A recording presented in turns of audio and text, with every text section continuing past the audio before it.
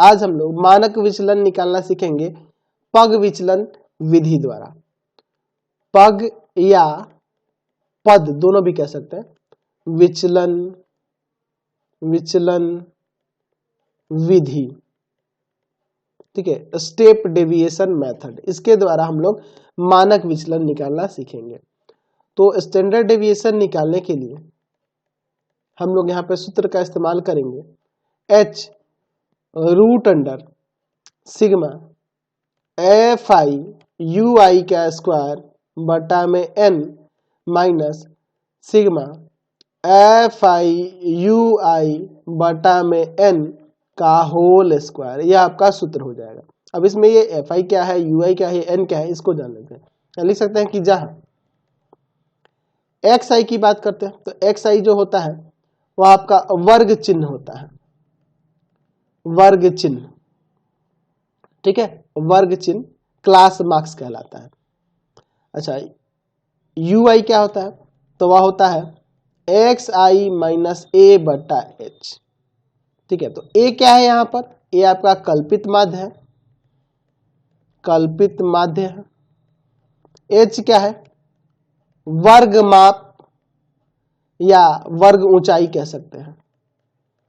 वर्ग ऊंचाई या वर्ग माप कह सकते हैं, वो आपका एच होता है। एन क्या है, कैपिटल एन, यह क्या है, सिग्मा एफ आई है, यानी कि कुल बारंबारता है, कुल बारंबारता है। अच्छा, और यहां पर हम लोग एफ आई की बात करें तो वो आपकी बारंबारता दी गई है। तो ध्यान रखना, यह जो विधि है विचलन पग विचलन विधि जो देख रहे हैं, इसके द्वारा जो मानक विचलन निकाल रहे हैं, ये सिर्फ हम लोग वर्गीकृत बारंबारता बंटन के लिए ही बात करेंगे, क्योंकि उसी के अंदर हम लोग देखेंगे वर्ग माप वर्ग ऊंचाई उसी के अंदर होता है और किसी के अंदर नहीं। तो हमने दो कंडीशन छोड़ दिया, सीधे हम लोग लास्ट वाले की बात करेंगे, क्योंकि पग विचलन विधि या पद विचलन विधि का इस्तेमाल सिर्फ हम लोग वर्गीकृत आंकड़े के लिए ही करते हैं। तो जब वर्गीकृत आंकड़ा होगा तभी इस हम फॉर्मूले का उपयोग करेंगे। तो चलिए अब इसको हम लोग प्रूव करके देखते हैं। हमने यहां देखा यू आई किसके बराबर है, एक्स आई माइनस ए बटा एच के। चलिए इसका प्रमाण देखते हैं। हम लोग देख रहे हैं कि यू आई जो है ना बराबर है एक्स आई माइनस ए बटा एच के। तो यहाँ से एक्स आई का वैल्यू क्या होगा, तो ये जाकर गुना कर देगा, ये आके जुड़ जाएगा, तो एक्स आई बराबर में हो जाएगा ए प्लस एच इंटू में यू आई, यही हो जाएगा। चलिए अगर मैं माध्य की बात करूं तो आपको पता है क्या करोगे, तो F sigma F I X I और बटा में एन, यही ना लगाओगे। अब मैं एक्स आई की जगह पे ये भी इस्तेमाल कर सकता हूं, तो यहां हम लिख सकते हैं sigma F I A plus H U I और बटा में आपका एन। चलिए यहाँ पे अलग अलग डिवाइड कर देते हैं मल्टीप्लाई करके, ए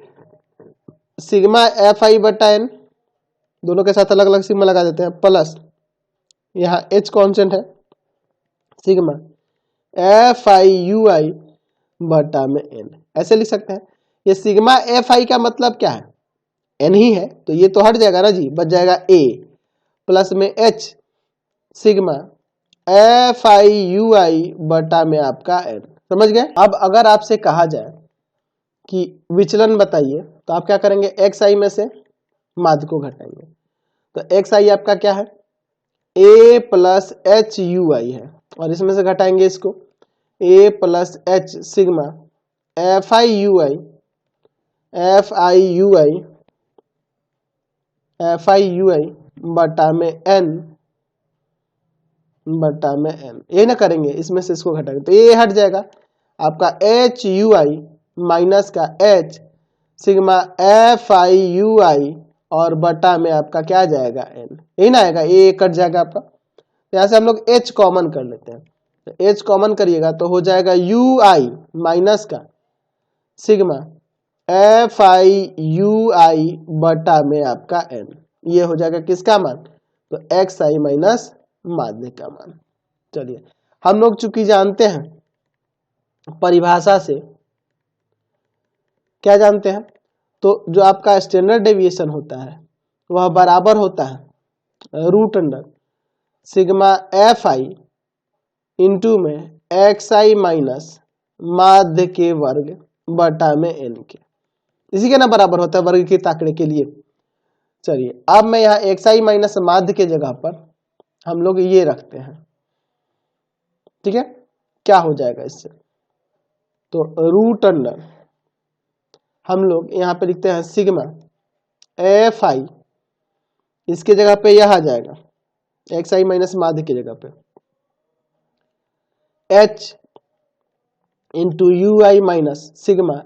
fi ui बटा में n का होल स्क्वायर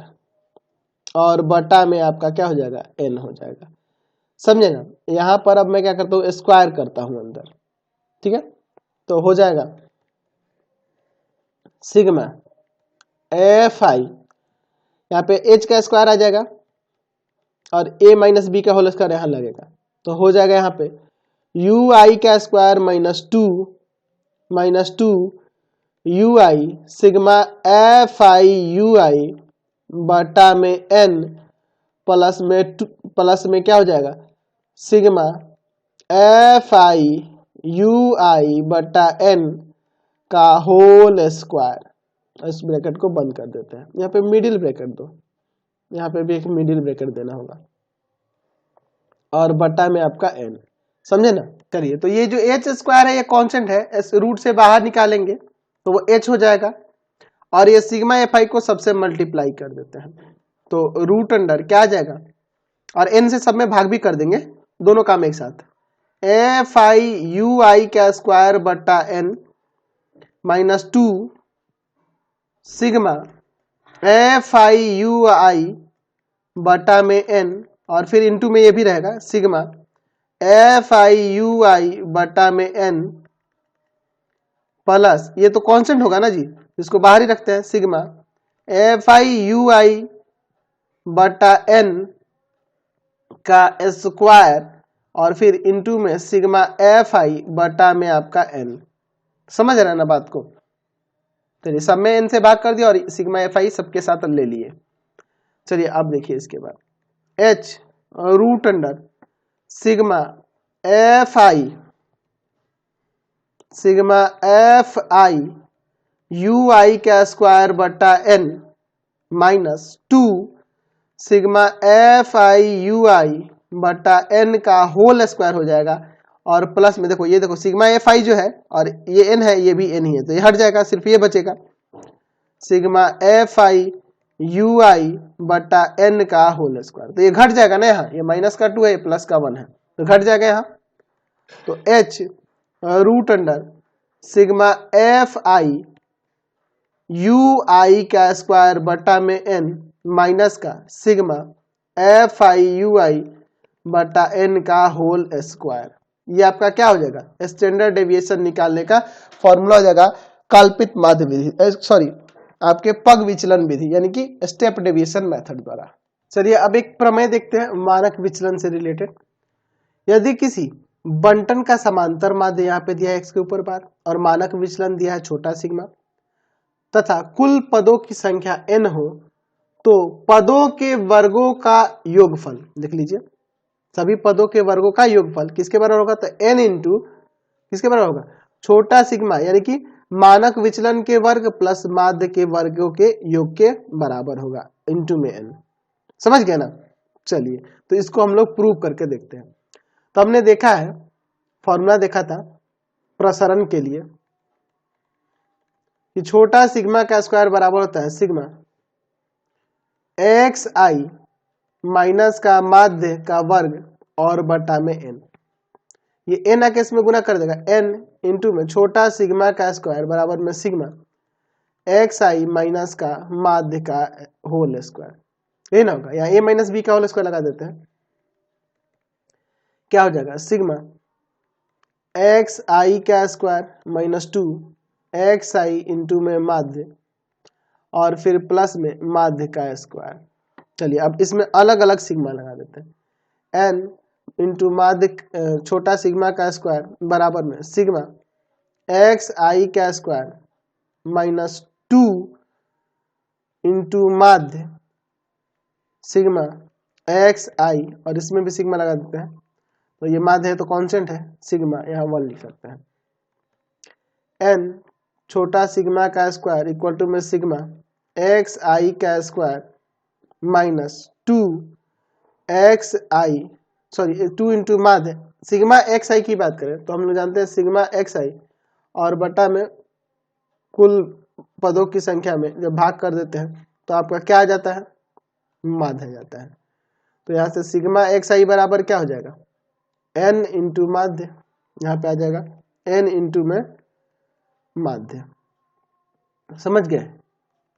माध्य का स्क्वायर और इसका देखो 1 1 1 n टाइम्स है तो इसका सम हो जाएगा n इंटू छोटा सिग्मा का square equal to sigma X I का स्क्वायर माइनस 2 n इंटू माध्य का स्क्वायर प्लस n इंटू माध्य का स्क्वायर। तो यहाँ ये घट जाएगा इसके साथ, तो n इंटू छोटा सिग्मा का square equal to sigma X I का स्क्वायर यहाँ पे माइनस n इंटू माध्य का स्क्वायर हो जाएगा। यह किधर प्लस का हो जाएगा तो यहाँ से लिख सकते हैं कि सिग्मा एक्स आई का स्क्वायर बराबर में जाके उधर प्लस का होगा ना, n छोटा सिग्मा का स्क्वायर प्लस n इंटू माध्य का स्क्वायर। तो n यहाँ कॉमन हो जाएगा, यहाँ पे आ जाएगा ये क्या है जी, छोटा सिग्मा का स्क्वायर, यानी ये क्या है आपका प्रसरण है या फिर सिग्मा यहाँ पे क्या है, मानक विचलन है, समझ गए ना, स्टैंडर्ड डेविएशन है, और प्लस में माध्य का स्क्वायर। ये आपका आ गया फॉर्मूला प्रूफ हो गया, यानी कि हमें पता चल गया कि कुल चर मानों के वर्गों का योग बराबर होगा चर मानों की संख्या इंटू में मानक विचलन का वर्ग प्लस में माध्य के वर्ग। समझ गए। तो यहाँ पे अगर मान लीजिए ये तो था कि आपका सरल आंकड़ा दिया होता, मान लीजिए बराबरता बंटन वाला आंकड़ा दिया हो तो वहां पे फॉर्मूला बस इसी में थोड़ा सा चेंज हो जाएगा, एफ आई एक्स आई का स्क्वायर बराबर में यहाँ पे क्या हो जाएगा आपका, इस n के जगह पे कुल बराबरता के लिए उसमें मैंने कैपिटल N लिखवाया था ना, तो यहाँ पे कैपिटल N ले लेंगे और फिर हो जाएगा छोटा सिग्मा का स्क्वायर प्लस में माध्य का स्क्वायर, यानी कि मानक विचलन का स्क्वायर प्लस माध्य का स्क्वायर। ये हम लोग फॉर्मूला ले लेंगे कब, जब बराबरता बंटन के रूप में, देख रहे हैं ना यहाँ पे एफ आई भी दे दिया एक्स आई भी दे देते, बराबरता बंटन के रूप में हो गया। चलिए अगला प्रमेय देखते हैं हम लोग, प्रमेय नंबर 2, मूल माध्य वर्ग विचलन न्यूनतम होता है जब उसे समांतर माध्य से लिया जाता है। ठीक है, तो मैंने आपको मूल माध्य वर्ग विचलन के बारे में पार्ट 2 वीडियो में बताया हुआ था। चलिए देखते हैं, मान लेते हैं, माना x1 x2 x3 xn ये आपके चर मान है, चर मान है, तथा a कोई संख्या है जिसे हम लोग कल्पित माध्य भी लेकर चलते थे। तो अगर मैं यहां पे बात करूं इसके माध्य वर्ग विचलन, माध्य वर्ग विचलन की, तो हम लोग जानते हैं उसको हम लोग वेरिएंस भी कहते थे, याद है, और किसके बराबर होगा, सिग्मा एक्स आई माइनस ए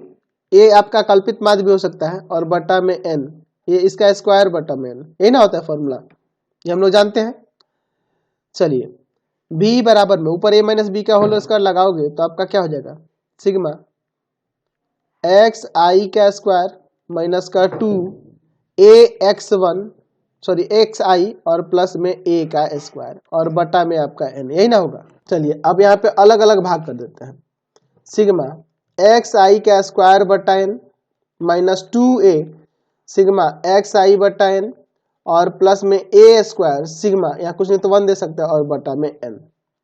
समझ रहे ना बात को, v इक्वल टू में सिग्मा एक्स आई बटा में n, एक्स आई का स्क्वायर बटा में n, अच्छा माइनस 2a, इसके देखो कुल बारंबारताओं में n से जब भाग, कुल चर मानों में, कुल चर मानों के योग में, चर मानों के योग में जब n से भाग करेंगे तो क्या निकल जाएगा, माध्य, और प्लस में यहाँ पे देखिए ये सिग्मा 1 लिखा हुआ है यहाँ पे, तो 1 1 1 n टाइम्स है तो इसका सम क्या हो जाएगा, n हो जाएगा, तो a स्क्वायर इंटू में n बाई n कट जाएगा, यानी कि यहाँ से भी यानी कि वेरिएंस बराबर आ जाएगा सिग्मा एक्स आई बटा n माइनस 2a एक्स आई प्लस में a का स्क्वायर। तो हमने ये जो निकाला है माध्य वर्ग विचलन निकालना है ना, a को यहाँ पे चर है या फिर हम लोग इसके बीच का कोई भी संख्या ले सकते हैं, ये कोई ऐसा चर मान है जो इसके बीचों बीच है, जो दिए गए चर मानों के बीचों बीच है, हमने उसको a माना है और उसके हिसाब से जो ये निकाला है हमने, यह क्या कहलाएगा, एक प्रकार का वेरिएंस ही है जो हमारा माध्य वर्ग विचलन कहलाता है। ठीक है। अच्छा, ऊपर आपके प्रमेय में कह रहा है कि मूल माध्य वर्ग विचलन न्यूनतम होता है जब उसे समांतर माध्य से लिया जाता है। तो मैं क्या करता हूं कि ये जो a रखे हैं इसके जगह मैं समांतर माध्य रख देता हूं। a की जगह क्या करते हैं, समांतर माध्य x के ऊपर बार रखने पर, तो जाहिर सी बात है ये रखेंगे तो समांतर माध्य से माध्य वर्ग विचलन कुछ अलग हो जाएगा। तो लिख सकते हैं कि समांतर माध्य से माध्य वर्ग विचलन क्या होगा, माध्य वर्ग विचलन, तो उसे हम लोग कुछ और मान लेते हैं V1 है, वो भी एक प्रकार का वेरिएंस ही है ना जी, तो इसे मैंने V1 लिख दिया। तो वह क्या हो जाएगा, यहाँ हो जाएगा सिग्मा xi का स्क्वायर बटा n माइनस का 2, a की जगह आ जाएगा माध्य इंटू में माध्य और यहाँ प्लस में माध्य का स्क्वायर, यहाँ 2 माध्य का स्क्वायर इंटू प्लस में माध्य का स्क्वायर, तो घट जाएगा। तो V1 बराबर में आ जाएगा सिग्मा xi का स्क्वायर बटा n माइनस का माध्य का स्क्वायर। ठीक है, तो ये ऊपर समीकरण 1 मान लो और इसको समीकरण आप 2 मान लो, समझे ना। अब समीकरण 1 में से समीकरण 2 को घटा देते हैं, समीकरण 1 में से समीकरण 2 को घटाने पर तो V माइनस V1 हो जाएगा, यहाँ हो जाएगा सिग्मा xi बटा में n, सिग्मा xi का स्क्वायर बटा n माइनस 2 a इंटू में माध्य और प्लस में a का स्क्वायर माइनस सिग्मा xi का स्क्वायर बटा n माइनस माध्य का स्क्वायर, ब्रैकेट हटाते हैं साइन बदलेगा, सिग्मा xi का स्क्वायर बटा n माइनस 2 a इंटू माध्य प्लस में a का स्क्वायर माइनस सिग्मा xi का स्क्वायर बटा में n प्लस में माध्य का स्क्वायर। तो ये और ये कट जाएगा, तो यहां से क्या हो गया, V माइनस V1 बराबर में आ जाएगा माध्य का स्क्वायर माइनस 2a इंटू में माध्य प्लस a स्क्वायर। तो यहाँ हम क्या देख रहे हैं, V माइनस V1 बराबर में, देखो तो ये a माइनस b के होल स्क्वायर पे सेट हो रहा है, यानी माध्य माइनस a का होल स्क्वायर। तो ये स्क्वायर में है तो ये कभी भी 0 और 0 से बड़ा ही होगा हमेशा, तो यहाँ से लिख सकते हैं कि V माइनस V1 जो होगा हमेशा 0 या 0 से बड़ा होगा, यानी इस V1 को उधर रहते हैं V बड़ा होगा V1 से। तो यहाँ क्या होगा कि ये जो होगा V V1 से बड़ा होगा या बराबर होगा, तो अतः हम यहाँ कह सकते हैं ये V1 क्या है, ये V1 जो है ना माध्य वर्ग विचलन है। क्या लिख सकते हैं कि माध्य वर्ग विचलन न्यूनतम होगा जब उसे समांतर माध्य से लिया जाता है। अब आप कहोगे कि सर आपके थ्योरम में कह रहा था कि मूल माध्य वर्ग विचलन, तो मूल माध्य वर्ग विचलन होता क्या है, माध्य वर्ग विचलन का ही वर्गमूल होता है। तो अगर मैं इसका वर्गमूल ले लूंगा तो वो भी तो न्यूनतम हो जाएगा ना जी। तो यहां लिख सकता हूं कि वर्गमूल जब लेंगे तो मूल माध्य वर्ग विचलन न्यूनतम होगा जब यह समांतर माध्य से लिया जाए, समांतर माध्य से लिया जाएगा। समझ में आए, कोई दिक्कत नहीं है। तो हमने दिखा दिया माध्य वर्ग विचलन न्यूनतम होता है कब, जब उसे समांतर, देख रहे ना V1 कम है या बराबर है किससे, V से। ठीक है, तो जब इसका वर्गमूल लोगे तो वह क्या हो जाएगा, मूल माध्य वर्ग विचलन होगा। तो वो मूल माध्य वर्ग विचलन भी न्यूनतम होगा कब, जब उसे समांतर माध्य से लिया जाएगा। तो ये जो चैप्टर आप देख रहे हैं ना, ये विक्षेपण की माप, ये एक हमने सारे तो टॉपिक देख ही लिए, लेकिन इसमें हम लोग देख रहे हैं कि बहुत ही ज्यादा इसमें सॉल्व करना पड़ रहा है, ज्यादा से ज्यादा हम लोग को सिंप्लीफाई करना पड़ा है, ज्यादा बड़ा बड़ा गुना करना पड़ रहा है, पॉइंट में आएगा, बहुत सारी चीजें होंगी। तो इसमें थोड़ा सा ये बोरिंग चैप्टर लग रहा होगा आपको, लेकिन बहुत ही इंटरेस्टिंग भी है। तो ये आपके ऊपर डिपेंड करता है कि आप इस चैप्टर को कितना सीरियसली लेते हो और किस तरह से पढ़ाई करते हो। तो बहुत ही इंटरेस्टिंग चैप्टर है, लेकिन कई बच्चे क्या करते हैं, इसको बहुत ही ज्यादा लेंदी समझते हैं। है भी लेंदी, ऐसा कुछ है नहीं, क्योंकि इसमें बहुत ज्यादा पॉइंट वाला मल्टीप्लाई गुना भाग आ जाएगा, तो थोड़ा सा डिफिकल्ट लगता है। लेकिन फिर भी तो भाई ये सिलेबस में है, हम लोग को पढ़ना ही है, थोड़ा सा आपको मेहनत करना पड़ेगा इस चैप्टर में, ठीक है। बहुत ही इंटरेस्टिंग चैप्टर है, लेकिन इससे पहले आपको क्लास 10th का भी सारा कंसेप्ट क्लियर होना चाहिए। माध्य, माध्यिका, बहुलक निकालना जो मैंने आपको सिखाया है ना जी